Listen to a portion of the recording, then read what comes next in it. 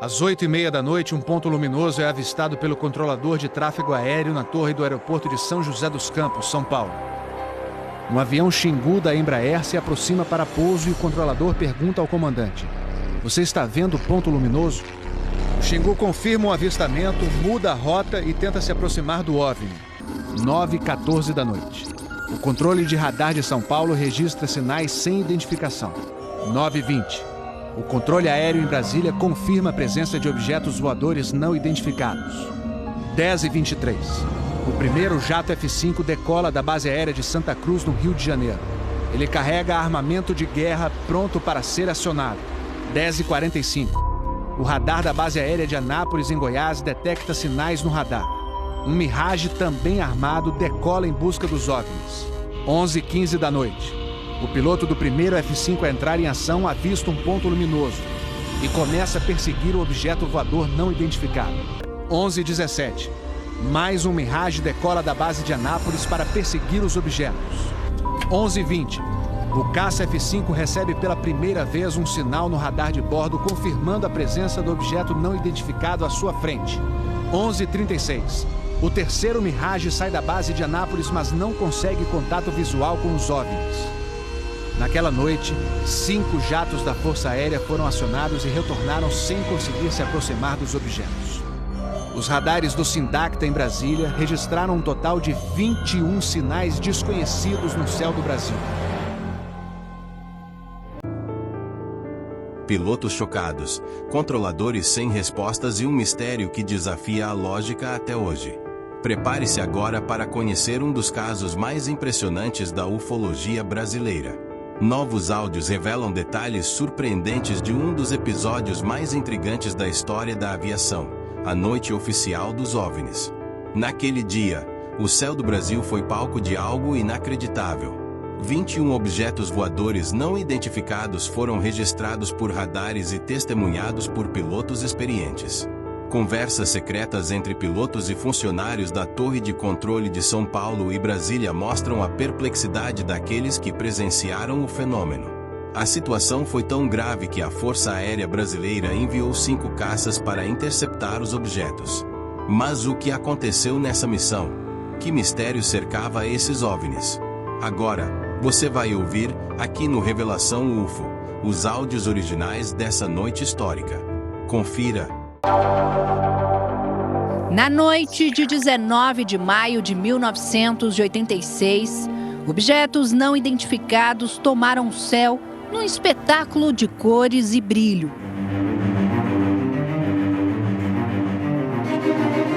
Pilotos de aviões caça da Força Aérea Brasileira logo receberam ordens para interceptar a possível ameaça desconhecida.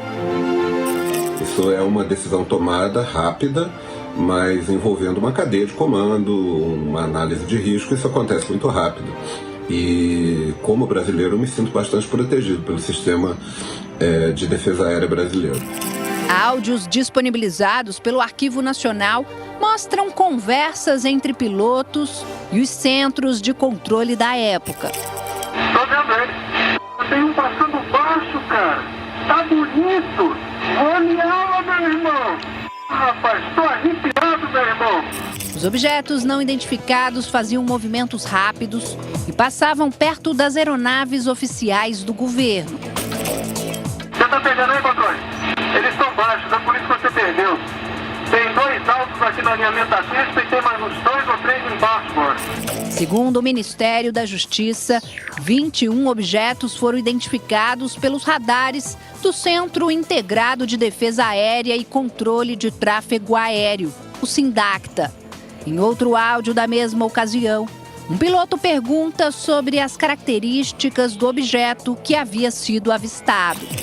É um ponto bem vermelho. Perseguição ao desconhecido. Situação nunca antes vista na história da aviação.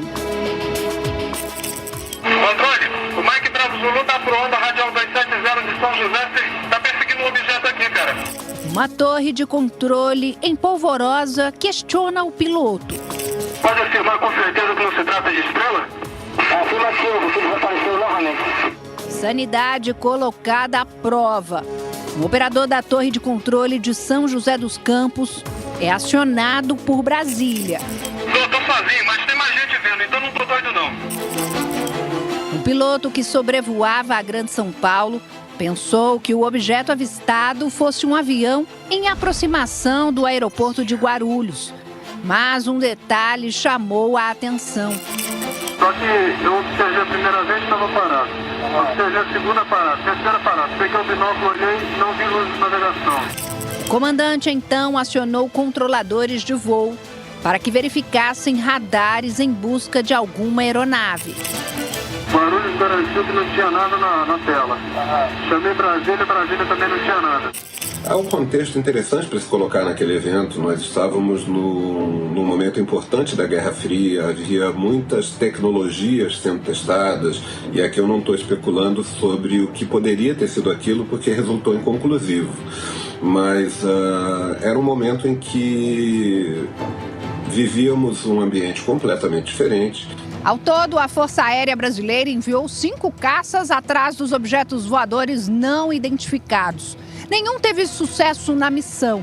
Nos relatos dos pilotos, os objetos ou eram muito rápidos ou simplesmente desapareciam do nada. O assunto, que mexe com o imaginário, já foi tema de reuniões do alto escalão do governo norte-americano. Não era humano. Não são sinais raros ou isolados. São rotina. Frases como essas pararam os Estados Unidos. A Câmara dos Deputados convocou uma audiência histórica sobre fenômenos aéreos não identificados. Os legisladores pediam que o governo fosse mais transparente sobre o assunto. 3 veteranos militares aposentados testemunharam. Eles alertaram que os avistamentos são um problema de segurança nacional e que o governo tem mantido segredo sobre eles há anos. Durante 2 horas, estes homens relataram encontros que tiveram com objetos que desafiavam a física. Você está falando de algo que pode ir para o espaço, ir para algum lugar, descer em questão de segundos, fazer o que quiser e sair. E não há nada que possamos fazer sobre isso. Em todos os cantos do mundo, relatos de avistamentos já foram noticiados. Em São Roque, no interior de São Paulo, Elton, morador de uma área rural, disse que registrou algo suspeito no céu. Fui até meu quarto, peguei a minha câmera, voltei para esse ponto aqui, liguei minha câmera e comecei a registrar. Nesse ponto, comecei a filmar o objeto. Mas afinal, o que são essas luzes misteriosas? Levamos as imagens para um especialista no assunto. Nós temos a certeza absoluta de que se tratava da estrela binária Sirius. A gente tem como explicar essas cores. É uma difração e uma dispersão da luz, né, na atmosfera, que causa esses pontos luminosos, né? Balões, restos de asteroides, lixo espacial ou algo a mais que a civilização humana ainda não está preparada para ver. Tô vendo ele. Tem um passando baixo, cara.